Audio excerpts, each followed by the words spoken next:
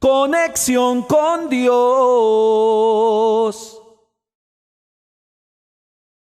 Necesario morir para dar fruto. Juan capítulo 12, versículo 24. Jesús dijo: de cierto os digo, que si el grano de trigo no cae en la tierra y muere, queda solo. Pero si muere, lleva, ¿qué? Mucho fruto. Uno de los propósitos más importantes por los cuales Jesús vino a la tierra naciendo de una virgen, no solo fue ir a la cruz, sino también el vivir en esta tierra para dejarnos un modelo de vida a seguir. Él nos dejó ejemplo de vida. Por lo tanto, Cristo al morir en la cruz nos da la salvación, pero al vivir en la tierra nos da un modelo para usted y yo imitar. Vemos a un Jesús que en su ministerio fue una persona feliz, victoriosa, pero no fue una persona egoísta, improductiva o una persona llena de vanagloria. No, la vida de Jesús fue una vida de entrega, fue una vida de santidad, pero también fue una vida de fruto. Y el texto que acabamos de leer, no solamente Jesús es quien lo dice, sino también quien lo encarna. Él dice: es necesario que la semilla caiga a tierra y muera para que lleve mucho fruto. Y ese reflejo lo vemos en Él, quien murió en la cruz del Calvario. Y a causa de su muerte llevó mucho fruto. Jesús hizo una obra esplendorosa. Es imposible borrar, desaparecer o ignorar la obra de Jesús. Ni la ciencia, ni los ateos, ni el más ignorante va a poder tapar, ocultar lo que Cristo hizo en la cruz del Calvario, porque Cristo cuando muere hay una explosión de fruto, y ese fruto somos usted y yo. Toda persona ahora que es discípulo de Cristo, al ver ese ejemplo de Jesús, no solamente estamos llamados para recibir el mensaje, sino para aplicarlo en nuestras vidas. Y más este tipo de mensajes que van acompañados de una promesa. Porque el versículo habla de muerte, pero al final dice mucho fruto. Es decir, de que hay una promesa que Dios dice: ustedes van a dar mucho fruto, mucho fruto. En esto es glorificado mi Padre, en que den mucho fruto, en que lleven mucho fruto. Pero allí es cuando viene una demanda y Jesús dice: es necesario morir. Todos queremos dar fruto, tener vidas victoriosas, una economía próspera, familias hermosas, ministerios grandes, tener a Satanás bajo la planta de nuestros pies. Pero el problema de la mayoría de los cristianos es que quieren obtener sin renunciar. ¿Cuántos de los que están acá quieren llevar fruto en abundancia? ¿Cuántos de los que están acá quieren morir? ¡Wow! Si ve que no somos congruentes, porque Jesús dice: ¿quieren fruto? A ver, ¿cuántos quieren fruto? ¿Cuántos se quieren morir? Mire lo que dice Juan capítulo 12, versículo 25. El que ama su vida, la perderá. Y el que aborrece su vida en este mundo, para vida eterna, la guardará. El común denominador en muchos cristianos con grandes llamados de Dios es que quieren tener sin soltar. Hoy en día admiramos a grandes hombres de Dios que se mencionan en la Biblia cuando hablamos de los discípulos de Cristo, ese equipo maravilloso de 12 hombres que se convirtieron en apóstoles: Pedro, Juan, Santiago, Tomás, hombres grandes usados por Dios, que tenían, hermano, a Satanás sometido bajo la planta de sus pies. Hablamos en muchas ocasiones tomando como ejemplo la vida de Pedro, un hombre que Dios usó de una manera sobrenatural porque él predicó y se convirtieron 3,000. Dice la Biblia que era tan fuerte la unción sobre él que él oraba por los paralíticos, se levantaban. Llegaba a las ciudades y la ciudad era conmocionada a causa de esos apóstoles ungidos. Dice que los paralíticos los tiraban al piso, los sacaban de las casas para que cuando Pedro pasara, tan solo la sombra que Pedro irradiaba al tocar a un paralítico, a un enfermo, era sano. Llegó a resucitar muertos como Dorcas. Impuso manos sobre las personas y dice la Biblia que eran llenos del Espíritu Santo. Escribió cartas que están plasmadas en el Nuevo Testamento. Pero ¿cómo empezó el llamado de Pedro? ¿Cómo empezó ese ministerio? Mire lo que dice Mateo capítulo 4, versículo 18 al 20. Vayamos al inicio del ministerio en la vida de Pedro. Dice la palabra: andando Jesús, cuando inició su ministerio, andando Jesús junto al mar de Galilea, vio a 2 hermanos, Simón, llamado Pedro, y Andrés su hermano, que echaban la red en el mar porque eran pescadores. Tenían un oficio. Y les dijo: venid en pos de mí, y os haré pescadores de hombres. Ahora nota el verso 20 lo que dice. Entonces ellos, muriendo a sus vidas, renunciando a su empresa, dice la palabra, dejando al instante las redes, le siguieron. Cuando uno analiza la vida de Pedro, Pedro llegó a ser usado por Dios a tal magnitud, no por su capacidad humana, sino por su entrega a Dios. Juan capítulo 12, versículo 26, Jesús dijo: si alguno me sirve, sígame, y donde yo estuviere, allí también estará mi servidor. Si alguno me sirviere, mi Padre le honrará. Si alguno me sirviere, mi Padre le honrará.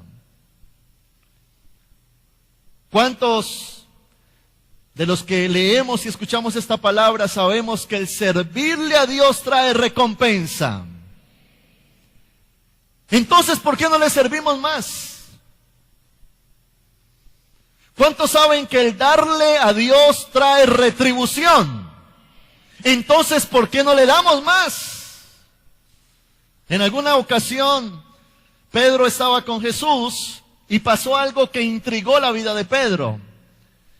Dice que un joven se le acerca a Jesús y le dice: Jesús, yo quiero ser tu discípulo, quiero seguirte.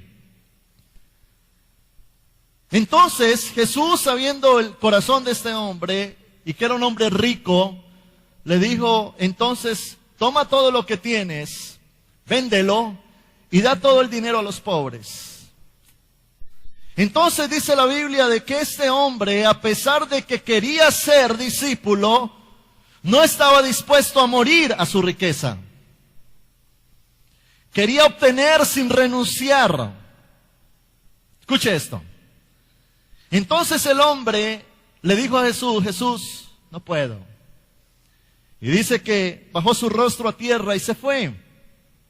Entonces allí Pedro analiza la historia, lo que acaba de acontecer, y va donde Jesús, y mira el diálogo que Pedro tiene con Jesús. Marcos capítulo 10, versículo 28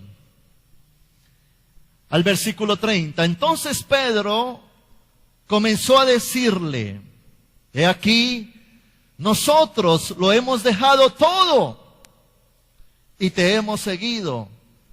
Respondió Jesús y dijo, de cierto os digo que no hay ninguno que haya dejado, note lo que dice allí, que haya dejado casa, hermanos o hermanas, o padre o madre o mujer o hijos o tierras, por causa de mí, del Evangelio, que no reciba. Aquí hay dos palabras que tenemos que conjugar. Se necesita dejar para recibir. No recibimos para dar. Damos para recibir. Jesús dijo, no hay alguien que haya dejado y que no reciba 100 veces más. ¿Cuántas veces más? ¿Será que vale la pena dejar cosas por Dios? Imagínese que Dios me pida este pañuelo y yo diga, no, cuando Dios me quiere dar 100 de los mismos. ¿Cierto que en la lógica no sería correcto no dar? Y Jesús dice, no hay quien haya entregado algo que no lo reciba 100 veces más, casas, hermanos, hermanas, madres, hijos, tierras, con persecuciones en el siglo y en el siglo venidero, la vida eterna.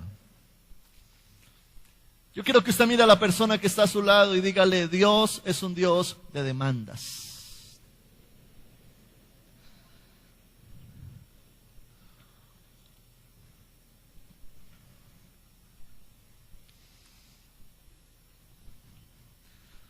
¿Dios es un Dios de qué?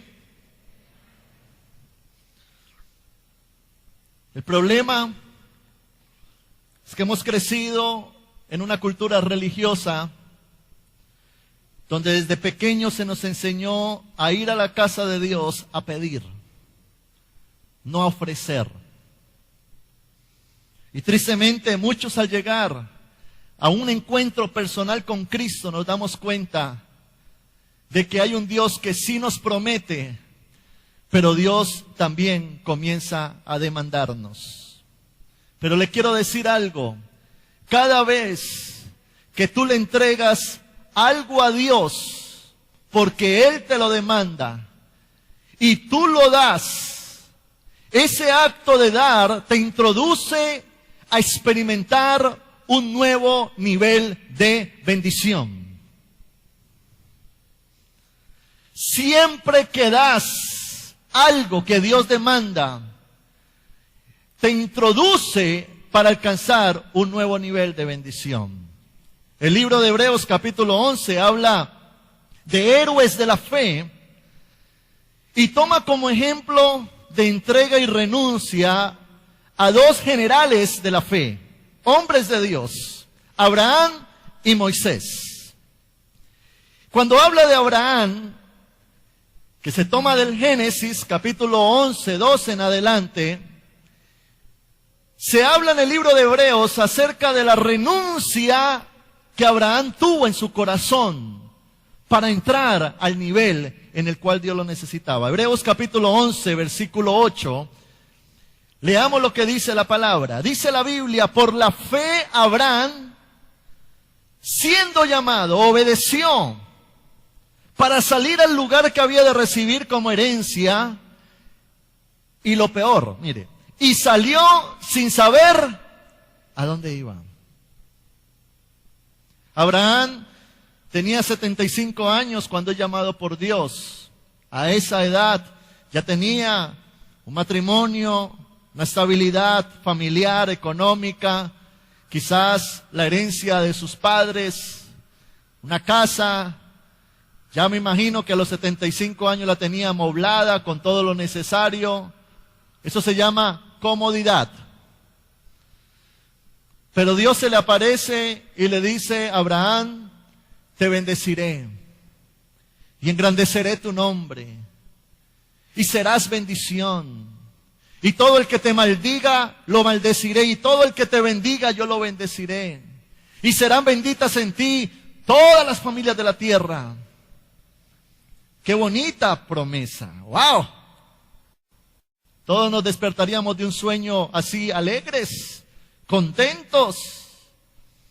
Pero en el siguiente versículo Dios le dice a Abraham, Abraham, deja tu tierra, tu parentela, la casa de tu padre, todo lo que tienes, y vete al lugar que te voy a mostrar. ¿A cuántos de nosotros Dios nos ha dado promesas, pero nos hemos hecho de los oídos sordos a las demandas? Y mire lo que había en el corazón de Abraham. En el versículo 10 lo dice, Hebreos 11:10.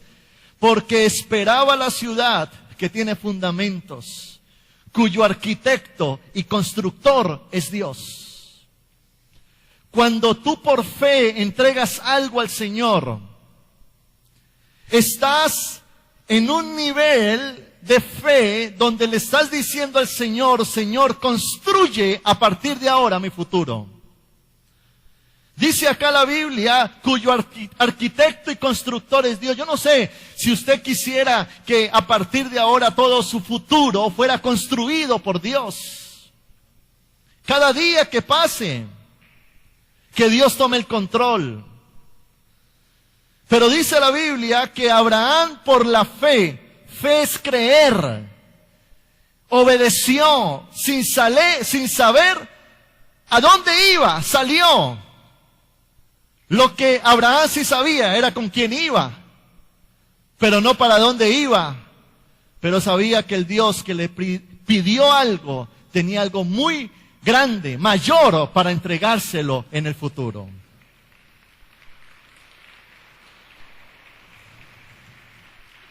Y bueno, usted lee la historia, dice que él sale dejándolo todo y entró en el nivel de bendición. Entró en el nivel de fruto. Y ahora lo vemos comprando tierras, propiedades, con ganados, con animales, con una familia. Ahora ese hombre que allá tenía quizás la herencia de su padre, ahora tenía la herencia, era de Dios.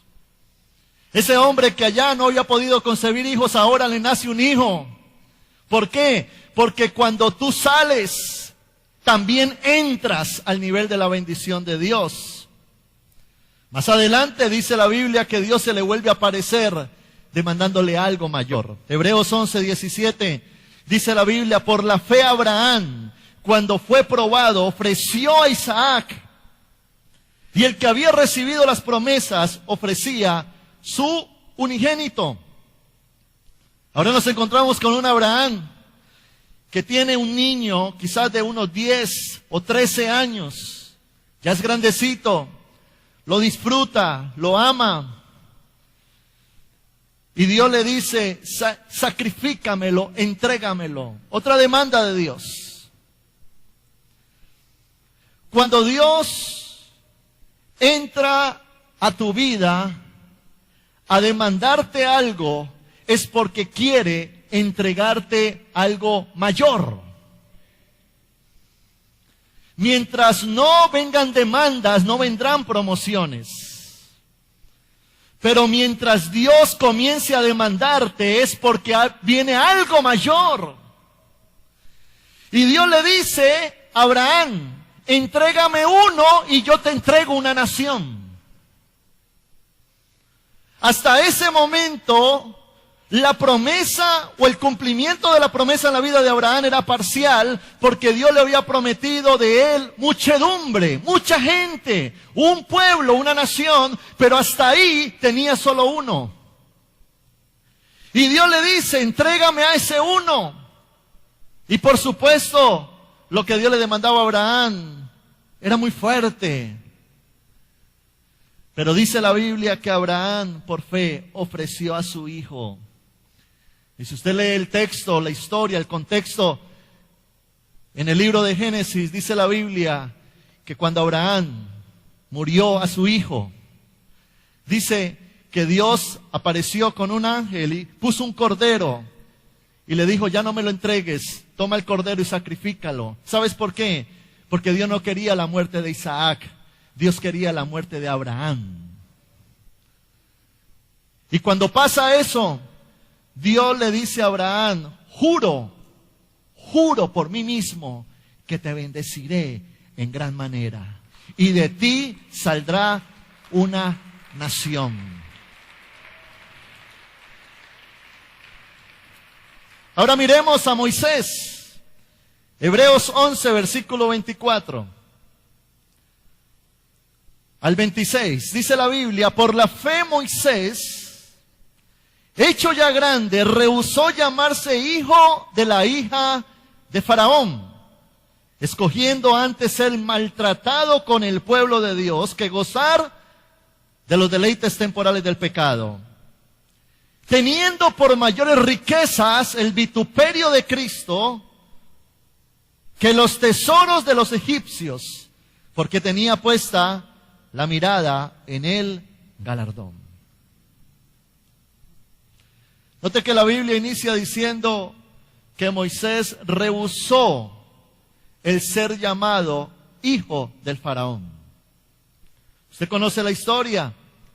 A pesar de Moisés ser israelita, lo meten en esa canasta, lo coge la hija del faraón, se cría en el palacio y el faraón lo adopta como hijo.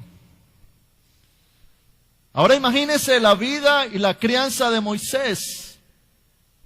Creció en un palacio, tenía sirvientes, iba a la cocina y abría la nevera y estaba llena, comía lo que quería, estuvo en el mejor colegio. Los historiadores dicen que estudió en la Universidad de Alejandría, que era lo mejor de Egipto, porque este era un hombre de linaje real. Pero en su corazón comenzó a arder algo, y fue el temor de Dios cuando vio a un egipcio golpeando a un israelita. Y dentro de él comenzó a ver una compasión que Dios puso y un llamado a no ser parte de una familia real en Egipto, sino a ser parte del ejército de Dios para liberar a su pueblo. Entonces Moisés huyó, salió, y dice bien la Biblia que no tuvo en cuenta el ser hijo de Faraón para salir y ser maltratado, entrar en procesos, entrar en cosas difíciles. Pero me gusta mucho lo que dice al final el texto, porque Moisés tenía puesta la mirada en el galardón. ¿Sabe qué lo hace a usted renunciar fácil a las cosas que Dios le demanda hoy? Saber lo que Dios tiene para usted. Una visión clara del propósito de Dios para tu vida te va a llevar a entender que lo que Dios te demanda hoy y te pide que entregues es mucho menor que lo que Dios te va a entregar mañana. Y yo le hago una pregunta a usted. ¿Quién llegó a ser más importante, el faraón o Moisés? ¿Quién llegó a ser más poderoso, el faraón o Moisés? ¿Recuerda que Faraón tuvo que humillarse delante de Moisés para dejar ir a todo el pueblo? Y luego cuando están huyendo, Faraón toma todo su ejército y se enfrenta a los israelitas y terminan derrotados en el Mar Rojo. A Moisés le tocó renunciar a un palacio, pero Dios lo estableció en un gobierno. Todo lo que tú dejes por Dios y para Dios trae retribución gloriosa.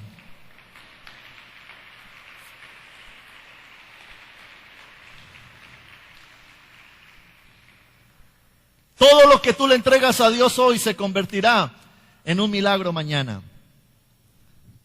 Ahora, ahí entendemos por qué hay muchos cristianos que no crecen, que no dan fruto, que sus vidas no se vuelven relevantes. ¿Sabes por qué? No por la falta de un llamado, sino por la falta de entrega. En el año 1860, un 2 de diciembre, nació un hombre en Inglaterra llamado Carlos Stud. Él hace parte de nuestra herencia o de lo que recibimos como Misión Cruzada Cristiana. Y si usted estudia la historia de Carlos Stud, dice la historia, que él nace en una familia muy pudiente, de gente rica. Pero siendo joven, él comenzó a conocer a Cristo y comenzó a apasionarse por la obra de Dios. Se convirtió en un momento en misionero y de Inglaterra viajó a África. Y comenzó a financiar obras misioneras. Cuando su padre muere, le deja una herencia. Y él fácilmente, como un joven normal, hubiese podido coger la herencia para sus propios apetitos y necesidades. Pero dice la historia que este hombre cogió toda la herencia y la entregó a las misiones. Toda la riqueza de su familia la entregó a las misiones. Hoy en día se habla de él porque fue uno de los misioneros que más impactó el mundo en su época con el Evangelio. Gracias a él se formaron misioneros que fueron enviados. Más adelante, precisamente Patricio Siemens viene desde allá, acá, y por allí empieza una cadena de misioneros que comienzan a predicar la palabra. Yo me pregunto hoy si ese hombre hubiese visto el fruto del Evangelio en países con cientos de iglesias, miles de personas salvas, hubiera podido decir fácilmente, valió la pena entregarlo todo. Y allí es cuando Dios nos enseña que el camino a la bendición y el camino a la eternidad se compone de la renuncia a lo que Él nos está demandando como cristianos. Marcos capítulo 8, versículo 34. Dice la Biblia, hablando Jesús, y llamando a la gente y a sus discípulos, les dijo, si alguno quiere venir en pos de mí, niéguese a sí mismo, tome su cruz y sígame. Si alguno quiere ser mi discípulo, qué fácil es decir soy discípulo de Cristo. Qué fácil es decir yo soy cristiano. Pero Jesús dijo, el que quiera, niéguese. Tome su cruz, sígame. Dando a entender que una vida victoriosa empieza por la renuncia a lo que Dios demanda. Renuncia a la comodidad. Renuncia a lo material. Renuncia a los deleites del pecado. Renuncia a este mundo. Cuando Dios me llamó al ministerio, yo recuerdo muy bien que yo tenía en mi mente trabajar, formar empresa. Desde muy jovencito comencé a negociar, a hacer dinero. Cuando Dios me llama, hace unos 15 años, más o menos 16, 17 años, yo tenía una empresa aquí en Cali. En ese tiempo quizás estaba devengando unos 2 millones de pesos. Tenía unos 20 años.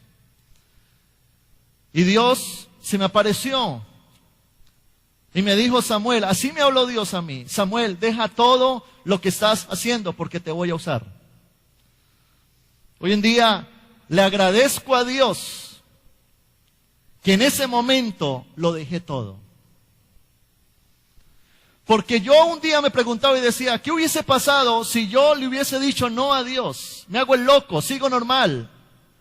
Estoy seguro que no estaría en el lugar donde estoy. Y recuerdo que con determinación le dije, bueno Dios, te lo entrego. En esa época viajé a Estados Unidos y allá comenzó el desierto, el proceso, después de ser un gerente, tener empleados, andar con corbata, bien vestido. Ahora estaba por allá parqueando carros, entregando pizza, barriendo restaurantes. Y yo decía, Dios, ¿qué es esto? ¿A esto me llamaste? Y empezó el proceso, el trillo. Pero bueno, allá comencé a trabajar, a esforzarme. Viví algunos años en ese lugar donde Dios me trató muy fuerte, muy fuerte. Pero en mi trabajo, en mi quehacer diario, comencé otra vez a crecer, a crecer. Y llegó un momento en que me estaba ganando unos $2,000. Con ese dólar tan caro ahora serían unos 6 millones de pesos. Estoy hablando que tenía yo 23 años. Y en ese momento donde estaba comenzando, como después de tantos años, a surgir otra vez económicamente, Dios me dice otra vez, déjalo todo y vete para Cali. Y yo, ay Señor. Y me dijo, y es al lado de tu papá en Cali. Cuando llego a Cali, lo único que traía eran unos ahorros. Y llegué, recuerdo, a la oficina de mi papá y le dije, papá, yo a partir de ahora quiero servirle a Dios en la iglesia. Él me dijo, como buen formador de líderes y pastores, me dijo, Samuel, no hay plata. Y yo le dije, desde el fondo de mi corazón, después de ese desierto en Estados Unidos, le dije, papá, yo no quiero plata, yo quiero servirle a Dios. Señor, tú proveerás. Y yo le dije a él de corazón eso, yo no quiero salario, no espero salario. Al fin de cuentas me le voy a meter a su casa y usted me va a sostener. Yo no necesito que me paguen, yo quiero servirle a Dios. Ya en mi mente no estaba dinero. Dios me llevó a un proceso de trituración, de desierto, para llegar al nivel de decir, no me paguen. Y comenzamos, recuerdo acá con unos jóvenes, los juntamos, y allí nació Conexión Juvenil. Estamos en este mes de julio cumpliendo 13 años el Ministerio Conexión Juvenil. Y Dios comenzó a usarnos, armamos nuestro equipo de 12. En pocos meses estábamos llenando este salón, haciendo actividades, eventos. Y recuerdo que varios meses después mi papá me llama a la oficina y me dijo, Samuel, con el cuerpo directivo hemos acordado darle un salario a usted por su trabajo. Entonces yo me emocioné. ¿Cuánto, papá? El mínimo. El mínimo. Me acuerdo mucho, 360,000 pesos. Mire lo que me ganaba en Estados Unidos, mire lo que me ganaba aquí antes. Pero ya en mi mente no estaba dinero. Y le dije, no importa, yo voy a servirle al Señor con amor. Le voy a decir algo. Nunca me faltó nada. Nunca. Nunca me faltó nada. Dios cada mes me sostenía, me bendecía, me prosperaba de una u otra. Dios se las inventa para dar, para proveer, para bendecir. Y yo puedo decir que todo lo que tengo, todo lo que Dios nos ha dado, ha sido por la gracia de Él. No por servirle a Él por un salario, sino entregarlo todo y entender que Dios al que ama bendice y aquel que le sirve lo honra.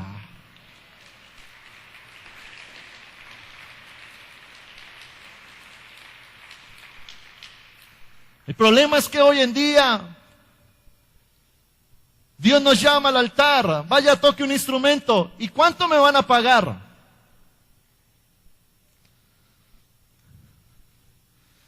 Dios te está llamando a ser un mentor de un grupo vida. No tengo tiempo. Quizás Dios te llama a servir más activamente en el ministerio y dices, no, mi familia me ocupa todo el tiempo, yo no puedo. Y lo que hacemos es argumentar, buscar el argumento para decir, no Dios, no.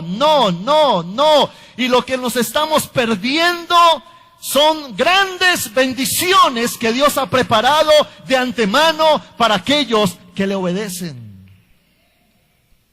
De allí que hay mucha gente frustrada.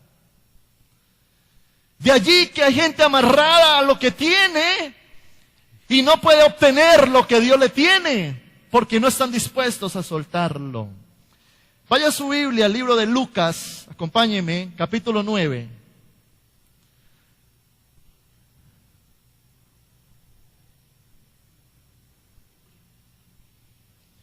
Lucas capítulo 9, versículo 57 en adelante.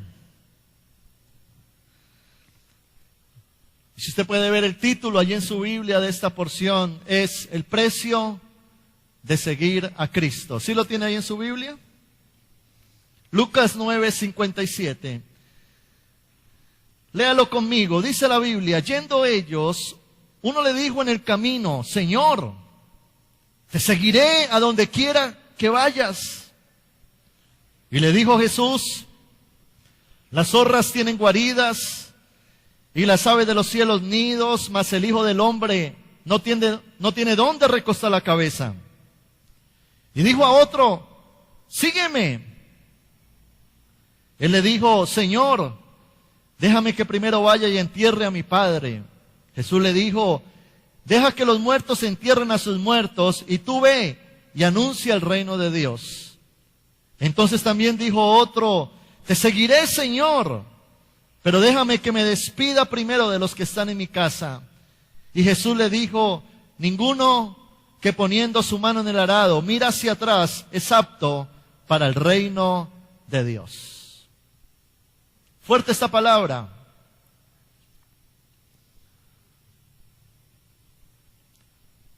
Se aparece alguien y le dice: Señor, yo quiero seguirte. Y Jesús le abre un panorama diciendo: conmigo las cosas son difíciles. Yo no tengo casa, yo ando de arriba para abajo, no tengo dónde dormir.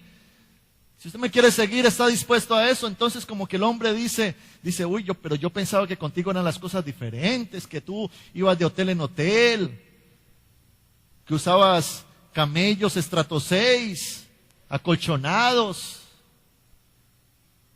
Pero Jesús le dice: no te equivoques. Tú no me vas a seguir a mí por la comodidad que yo te pueda ofrecer hoy, o por el dinero que yo te pueda ofrecer hoy.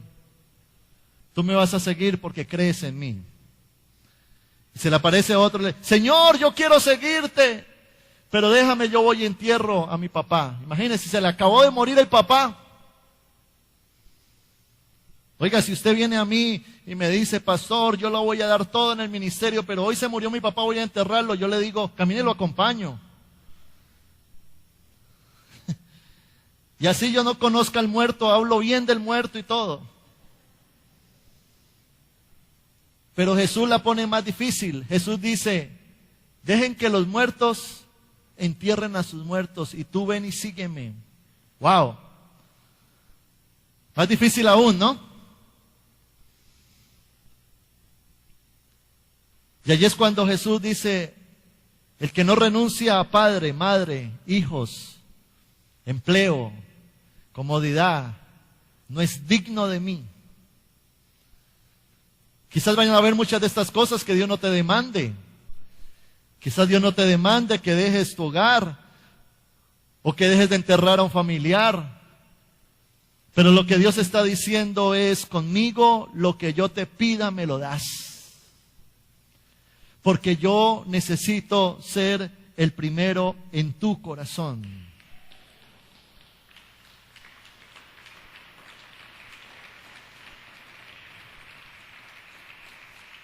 Ahora yo le hago una pregunta, iglesia. ¿Por qué no hacer lo que Dios nos demanda? ¿Por qué nos hacemos de los oídos sordos? ¿Por qué somos rebeldes? ¿Cuántas veces Dios te ha dicho: ora más, y no lo haces? ¿Cuántas veces Dios te ha dicho: levántate más temprano a orar, a buscar mi presencia, y no lo haces? ¿Cuántas veces Dios te ha dicho: ofrenda, da primicias, pactos, diezma, y no lo haces? ¿Cuántas veces Dios te ha dicho: ya, sal a predicar, gana almas, abre tu casa para un grupo vida? No lo haces. ¿Cuántas veces Dios te ha dicho: ya, deja esa relación, ese pecado, deja ese hábito, no lo haces. Y allí es cuando Dios se topa con un corazón duro, oídos sordos y mente cegada, creyendo que lo importante es lo que tenemos, lo que sentimos, lo que somos. Cuando la vida cristiana no se basa en sentimientos, ni en materialismo, sino en un propósito. Ahora, ¿por qué Dios nos hace esas demandas? ¿Sabe por qué? Porque Dios quiere que nosotros quitemos la mirada de este mundo y la pongamos en Él. Porque Dios quiere que dependamos de Él. Si Dios a un hombre le dice, deja todo lo que estás haciendo para que me sirvas, es porque Dios está diciendo, quita tu mirada de acá y ponla en mí, porque yo tengo más para darte. Dios quiere que dependamos de Él, para que cuando lo hagamos, el fruto que demos glorifique su nombre.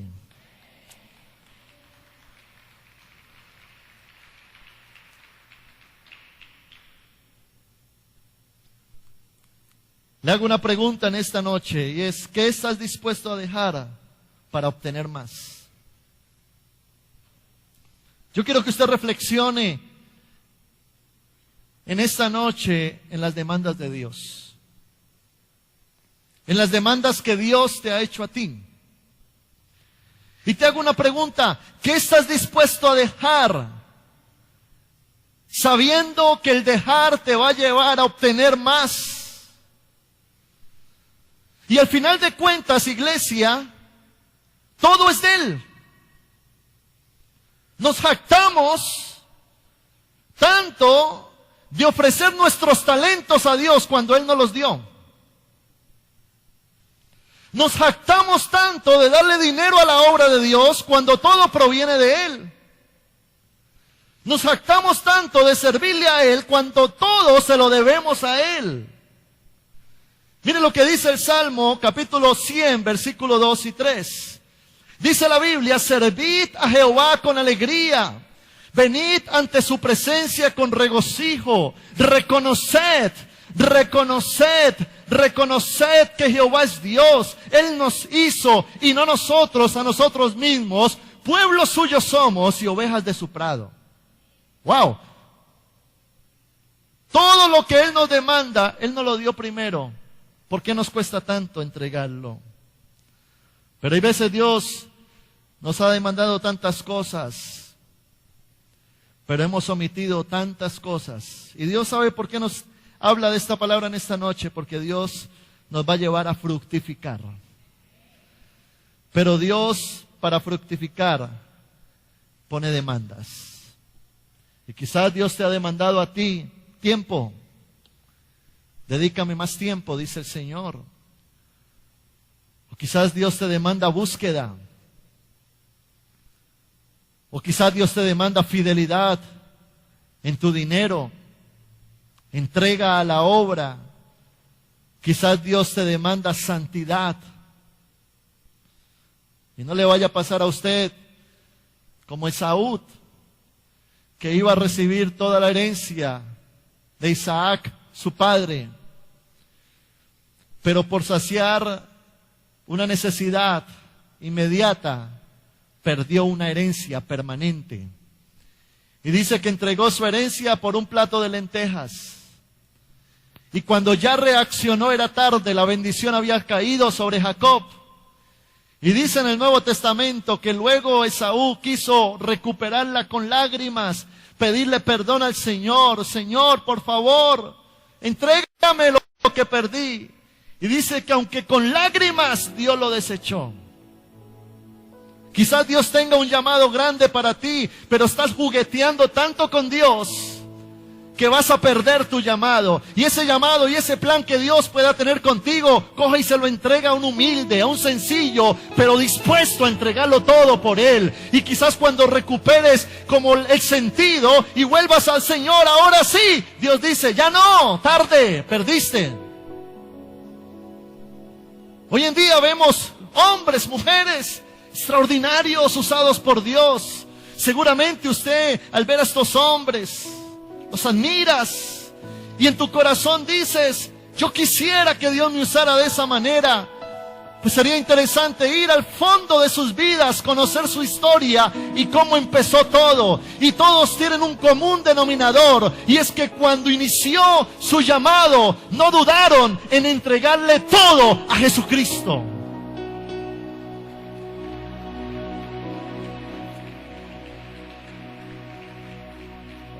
Quita la terquedad, quita la dureza de corazón, quita la necedad. Vuélvete a Dios. Sé de un espíritu enseñable. Y lo que Dios te muestre, hazlo. Y lo que Dios te diga, hazlo. Y lo que Dios te demande, hazlo. Porque Dios es fiel y verdadero.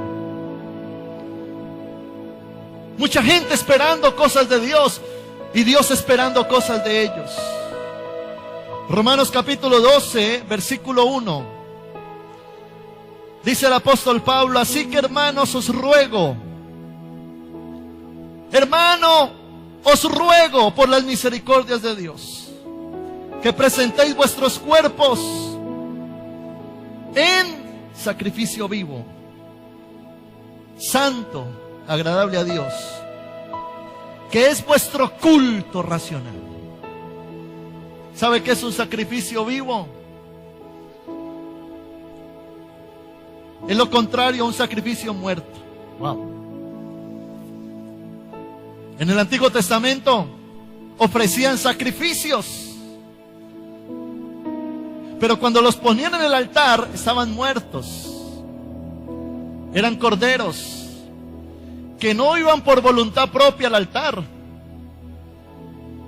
Si usted estableciera un diálogo con un corderito, quiere decir, él te dice: no. Al cordero no le preguntaban, le cogían en la cabeza y ¡puf! Lleve para el altar. Llegaba muerto. Eso es un sacrificio muerto. Pero Jesús fue distinto. Jesús se puso en el altar vivo. Él decidió ir a la cruz. Qué bonito es eso. Por eso Jesús dijo: el que quiera tomar la cruz. La cruz no es una imposición, es una elección. Wow. Cada uno de nosotros tenemos la misma Biblia, pero diferente corazón. Wow. Y ahí es cuando nos diferenciamos unos de otros. Pero qué bonito es cuando usted le dice: Señor, te voy a entregar mi corazón, te voy a entregar mi vida, te voy a entregar mi tiempo, te voy a entregar mi dinero, te voy a entregar mis talentos, porque tú honras a quien te sirve.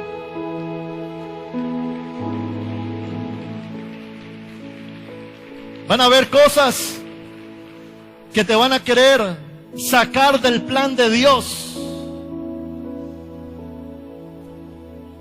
Quizás para ti, joven, sea una pasión juvenil, un pecado sexual, una relación sentimental.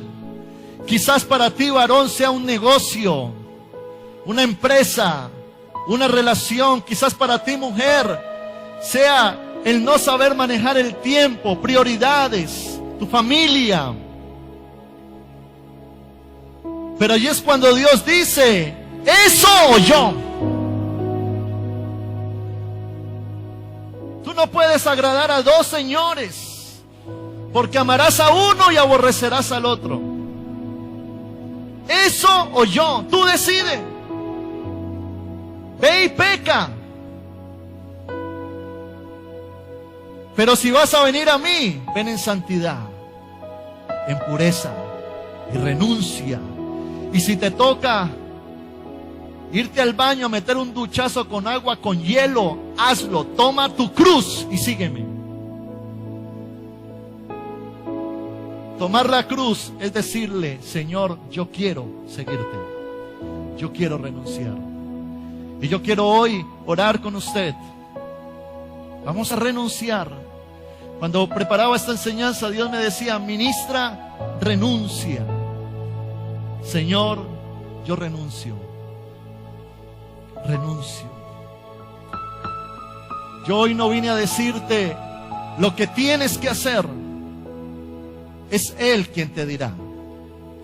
Pero que cuando Dios te hable, tengas un corazón para Él. Porque si la semilla de trigo no cae a tierra y muere, no lleva fruto, se queda solo, dice la palabra. Póngase de pie, vamos a orar. Conexión con Dios.